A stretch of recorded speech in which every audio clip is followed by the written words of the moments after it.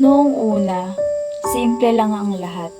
Masaya, magaan, puno ng tawa at pangarap.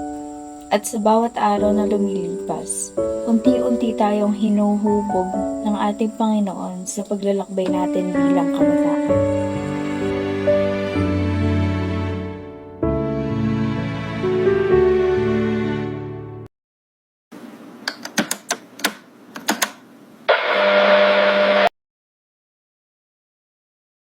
Yung depression, gawa-gawa lang ng mga tao yan. Gawa ng masaya. Oo, yung depression nila. Hindi lang yung sarili niya. Tapos nagkakaroon ng sakit.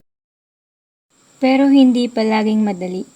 May mga araw na nadadapa tayo, minsan hindi natin napapansin, minsan masakit, minsan tayo mismo ang dahilan.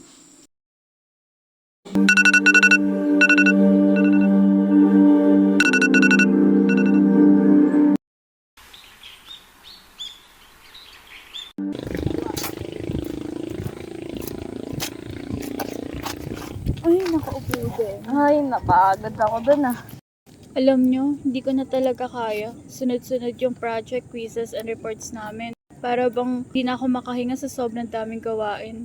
Alam mo, ako din. Sa bahay, araw-araw may away. Minsan pag uwi ko, parang battlefield. Wala man lang pahinga. Minsan iniisip ko ako na yung problema. Kasi ko nga may pamilya pang kasama. Ako, yung akala kong tunay na barkada, iniwan ako kung kailang kailangan ko sila. Wala man lang paalam, wala man lang sorry. Ang sakit nga eh. Ako nga hindi ko na nga maintindihan kung burnout ba to, anxiety. Minsan nga paggising ko sa umaga, ang bigat-bigat ng dibdib ko. Wala nga ako minsan mapagsabihan. Minsan din hindi ko na maintindihan yung sarili ko. Napapansin nyo ba, hindi na ako nagde-devotion. Di ko na rin bet umatid ng church. Para saan pa? Oo, ako din. Kapag may family drama, ang useless mag-pray na para bang kahit anong dasal mo, wala pa rin. Honestly, masarap nga matulog kaysa mag-quiet time. Di na rin ako umaattend sa ministry. Nakakawalang gana. Ako naman, parang hindi na ako nadidinig ni Lord. Para bang ang layo-layo niya, o baka ako niya lumalayo sa Kanya. Alam nyo, tara na, kanina pa tayo for sure hinahanap ng mga magulang natin. Tara?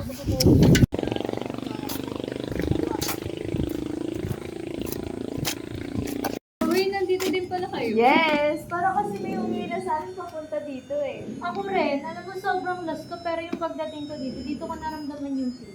Totoo, tama dyan. Sorry guys ha, sobrang na-distant ako sa inyo lately kasi sobrang daming problema na ako po. Alam nyo ba, kahit nalayo tayo kay God, si God hindi lumalayo sa atin. Alam mo, tama ka dyan. Ay naku, kaya natin to, hindi tayo mag-isa. Uy, tara na, start na tayo ng BS. Dali, let's go!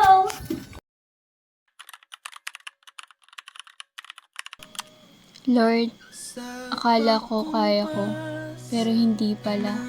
Sorry kung lumayo ako. Kailangan pala talaga kita. Lord, pagod na ako. Hindi ko na alam saan ako lulugar. Pero na-realize ko, kahit magulo buhay ko, ikaw pa rin ang tahanan ko. Lahat sila, iniwan ako. Pero ikaw, hindi mo ako iniwan. Ako pala yung umalis. Lord, pagod na ako. Ayoko na ng ganito. Ayoko nang matakot sa bawat araw. Sa anxiety ko, ikaw yung peace ko. Sa bawat season ng buhay natin, siya'y laging nariyan. Sa araw ng Pasko, sa lungkot at saya, may mga pagmamahal na walang hanggan, saya na bumubuhay at pag-asa na aangat sa bawat isa.